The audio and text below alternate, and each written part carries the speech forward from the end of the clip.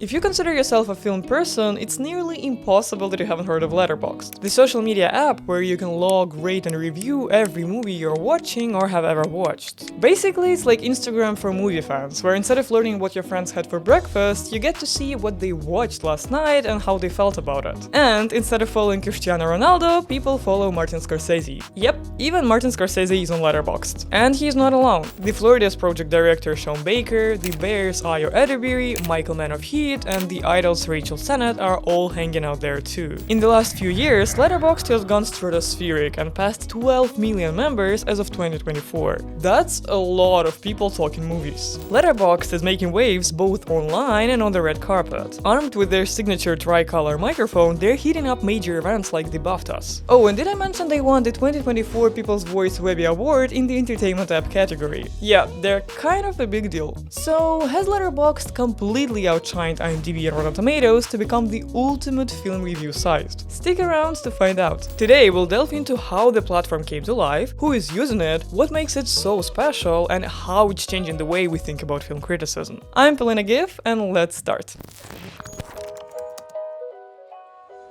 Let me take you back to the early 2010s when two web designers from Auckland, New Zealand, Matthew Buchanan and Carl Van Rendo, were seeking a passion project. Their web design studio Cactus Lab developed apps and websites for various clients, but they wanted something special for their team to work on during downtime. Buchanan reflected that he used Flickr to share photos and Last.fm to share his taste in music. But there was nothing like that for movies. At the time, websites like IMDb and Rotten Tomatoes were great for information, but they didn't offer that much in terms of social interaction. Buchanan and Van Rendo saw an opportunity to fill that gap with a platform where film fans could actually talk to each other. They cleverly named it Letterboxd, inspired by letterboxing technique used to feed widescreen films onto standard TV screens, making the image look like it's speaking through a mail slot. Launched as an invite-only beta in 2012 and opened to the public in 2013, Letterboxd started spreading as Goodreads for film. I think it took off with a bit fewer features, but as of today, they mention 6 main things that the platform lets you do. It lets you keep track of every film you've ever watched, show some love for your favorite films, write, share and read your friends' reviews, rate movies, keep your movie diary, and compile and share lists of films. The platform has been profitable since 2019. By declining venture capital, they grew the service at a comfortable pace, resulting in a team of 9 full-time employees and a thriving online community. What started as a side project for founders Buchanan and Van Rendo evolved into a thriving business. In September 2023, the Canadian investment company Tiny acquired a 60% majority stake in Letterboxd, valuing it at around $50 to $60 million. In the beginning, Letterboxd mainly attracted film obsessives. Hardcore cinephiles, stats fanatics, and professional critics looking to house their published work under one roof. Take Mike D'Angelo, a longtime contributor to Entertainment Weekly and Esquire, who uses Letterboxd to log every movie he's seen since January 1992. Quite a dedication, I must say, and a pretty impressive memory. I mean, I'm jealous. I'm really jealous. He uploads old reviews and uses the platform as a diary for more casual thoughts. When I write professionally, it's for a general audience. Whereas on Letterboxd, I don't worry about pro forma things like plot synopsis. I make jokes and references you would have to have a fairly deep film knowledge to understand. I find it much more liberating. That freedom gives writing on Letterboxd a kind of Wild West quality, with the most popular reviews ranging from obscure memes to political essays and long complicated texts packed with pseudo-academic jargon. You might find political essays written with intense enthusiasm, or you might find a single cryptic sentence, such as one of the site's most popular reviews of the movie Joker. This happened to my buddy Eric. Many industry figures and heroes have confirmed that they have accounts on Letterboxd, although they will never reveal their usernames. But there are also famous profiles of popular film personalities, which I've already mentioned earlier. During the early days of the pandemic, when the world went into lockdown in 2020, many people turned to movie watching for comfort. With theaters closed and social activities on hold, movie enthusiasts migrated to the Letterboxd app. This platform became a hub for thoughtful critique and spirited discussion about films. The app's growth was explosive explosive over the next 2 years, with the number of users skyrocketing from 1.3 million to 6.5 million. This surge was driven by people seeking movie recommendations and engaging in the app's lively community. It's somewhat ironic that Letterboxd's user base grew so dramatically during the pandemic, a very challenging period for the film industry. By 2024, Letterboxd had reached an impressive 12 million users, making it clear that this was no longer just a niche platform. The app's increasing popularity also translated into higher revenues from advertising and paid memberships, which offer additional features. Letterboxd users are a dedicated bunch. A survey in late 2022 revealed that almost 87% of them go to the movies at least once per month, and more than half visit theaters twice or more each month. What really caught my attention is that in 2022, the majority of Letterboxd users were between 18 and 34 years old. That's a pretty young demographic, don't you think? It's fascinating because it means that a significant portion of Gen Z is actively engaging on this platform. I must admit, I didn't expect that. You all know that Gen Z is often associated with quick, bite-sized content on platforms like Instagram and TikTok. So seeing this generation, or rather my generation, deeply involved in a community based on detailed film reviews and discussions is surprising and intriguing. Another surprising thing is that 83.5% of Letterboxd users don't work in film or television. This is really interesting because it means that a lot of people who are not industry insiders want to explore movies beyond just watching them. It shows a shift in how people consume media. It's no longer a passive activity. Instead, people want to delve into the art of filmmaking, understand the nuances, and connect with others who share their passion. As a film researcher with industry experience and career aspirations, I must say, it truly warms my heart to see this. The Wild West setting of Letterboxd. I briefly mentioned it earlier. It's characterized by the platform's unedited, anything-goes spirit, and it can sometimes be off-putting to traditionalists. For instance, the same film critic with a brilliant memory, D'Angelo, finds it maddening when users use all lowercase or skip normal grammar or punctuation. But this lack of rules encourages interesting and unconventional criticism, and gives a platform to voices that might not be heard otherwise. In other words, on Letterboxd, you not only discover new movies, but also new critics to follow. Take Sydney Wagner, a single mother from Texas who started using Letterboxd in late 2012. She writes vivid, freeform reviews of sci-fi, horror, and action movies. One of her heartfelt pieces about Minions reads like a poetic ode to her daughter. I wrote that way because that's what I like to read. I find criticism very boring, unless there's a personal aspect to it. Although she never intended to write professionally, her growing follower account has led to requests for paid work,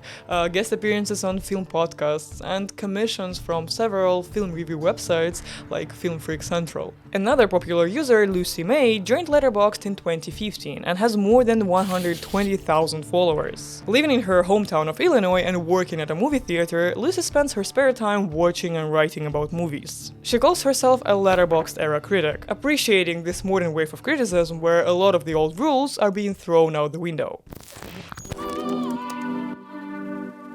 The conversation on Letterboxd extends beyond movie criticism into engaging trends like build your top 4 movies based on your zodiac sign, hashtag Letterboxd Friday, and share a screenshot of your last 4 watched from Letterboxd. These trends, created by the community, keep the platform vibrant and relevant in online discussions about movies. Okay, here I can already feel the Gen Z spirit. As I mentioned earlier, in 2022, the majority of Letterboxd users were between 18 and 34 years old. But a recent discovery shows that by 2024, 75% of users were actually in the 18 to 24 years old range. This means that the biggest demographic is actually younger now. It's younger than the number that surprised me before. This is already like Gen Z, you know? And from what young people say about Letterboxd online, 2 things are clear. Letterboxd fans enjoy finding new movie communities without algorithms. They think that social media gives better movie and TV recommendations than streaming websites. A new era of film discovery?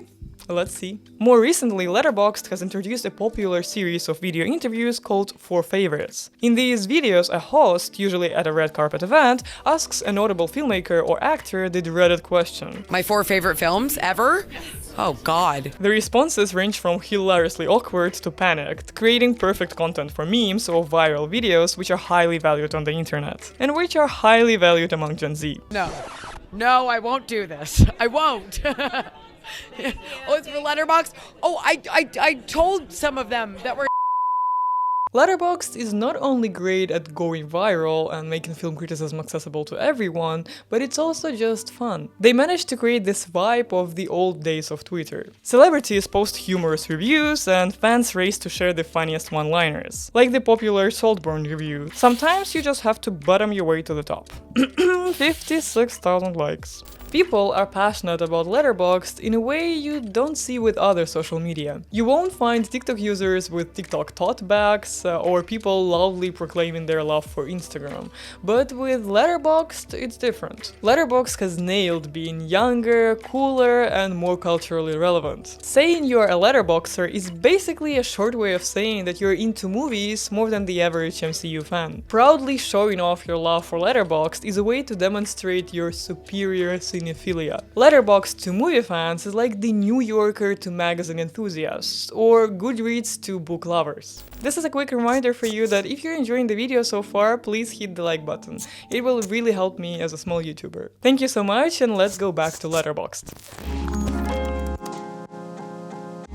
On the other side of things, Letterboxd can get pretty addictive for film lovers. It turns into a bit of a competition to see who can watch the most obscure and rare films, dive deeper into forgotten directors' filmographies, and showcase their movie knowledge. You might notice that some users or friends have watched more movies in a year than you have in the last 5 years. This can be motivating for some, but for others, it might turn movie watching into a numbers game, taking away the enjoyment of thoughtful viewing just to boost profile stats. I remember when I first signed up, the app showed me like this grid of movie posters and asked me to click on the ones I had already seen. Let me tell you, I got so caught up in this that I couldn't stop clicking through page after page after page, like recalling all the movies I had watched. It was so much fun, but it was also a bit addictive. You have to be careful not to let it take over. What makes it even more addictive is the detailed statistics they offer, especially for users with paid accounts. For example, I can see how many movies I watched in my life, though in my case these are just the ones I remembered off the top of my head, so it's definitely not all of them.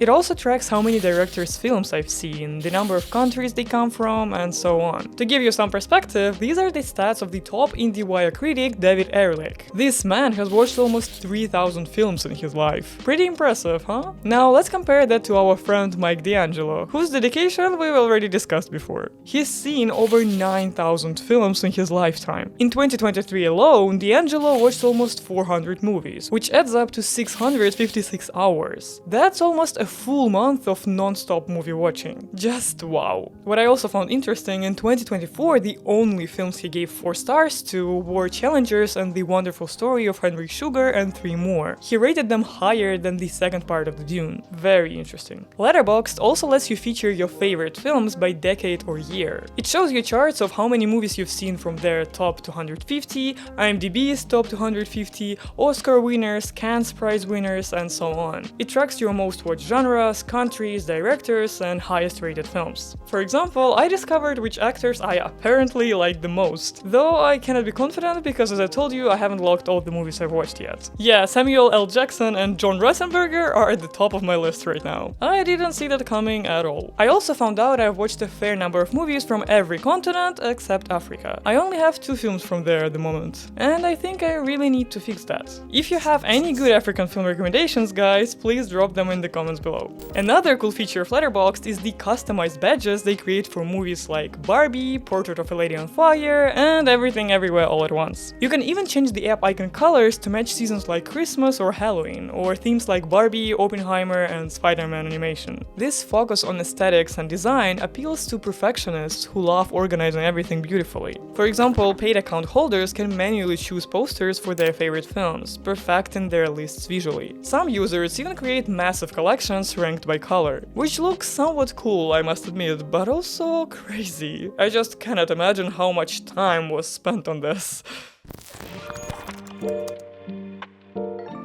Letterboxd has become a favorite destination not just for film fans, but also for filmmakers. Industry insiders are now turning to the service for reactions and insights from a community that represents a hyper-consumer of cinema. In other words, people like you and me. When a movie premieres at a festival, the first public reviews often pop up on Letterboxd. There is even a tool for distributors to check this feedback in real time, although it's not fully developed yet. We use it to see what's resonating with the indie cinephile community that maybe we've missed. It helps us see how people are reacting to a film that maybe isn't coming across in the press or in critical reviews. She also mentioned that their filmmakers pay close attention to Letterboxd reviews because the feedback from Letterboxders is genuinely authentic. She phrased it as so pure. Is Letterboxd starting to influence studio decisions? In the indie film world, where movies have landed deals thanks to their popularity on Letterboxd, the answer seems to be yes. While it's still new for many in Hollywood and not a perfect fit for everyone, its influence is definitely growing. It's really cool to see how genuine and passionate feedback from the Letterboxd community is starting to shape what gets made and how films are distributed. I'm super excited to see where it leads us. You might find this Letterboxd obsession a bit cringy. Sure, Letterboxd has gotten people to watch more movies and branch out, but you have to wonder if the platform that sometimes can be all about snarky comments really promotes deep thinking about films. And let's be real, turning movie watching experience into a competition with stats and leaderboards, is that really a good thing? But hey, it's hard to hate on the platform that brings people together, especially when everyone is busy arguing online these days. The core appeal of Letterboxd is that it's casual, fun, and low pressure. Anyone can use it, from your dad to your little brother. You also might look at the popularity of Letterboxd as just a viral moment. It's probably not going to be the next Facebook or Twitter, but that's not the point. It's awesome that more people, especially Gen Z, are getting into movies. Even if people get bored of Letterboxd one day, the fact that it's grown so much recently suggests that it's not fading away soon. Now, is Letterboxd taking over IMDb and Rotten Tomatoes? I don't think that it's fair to say that, because it seems that each serves a different purpose. Most people use IMDb for trivia, or to look up actors, cast lists, and background info. It's a treasure trove of information, but it doesn't really encourage interaction between users. But at the same time, we'll already see many IMDb users moving their lists to Letterboxd for better organization and fun discussions. I myself started doing it recently. In a way, I think that Letterboxd complements IMDb and Rotten Tomatoes rather than competes with them. What do you think? Do you agree? If you are already a Letterboxder, let me know what you like most about it. And if you're hearing about it for the first time, would you consider signing up now? I'm super interested in your experience and thoughts, so let's continue talking in the comments below. If you enjoyed this video, you might also like the ones popping up on the screen, so give them a watch. And if you are a movie or TV fan interested in filmmaking history, behind the scenes stories, or movie analysis in general, subscribe for more. We'll be really happy to have you here. Thank you so much for watching, don't forget to put a thumbs up, and I'll talk to you soon. Пока-пока!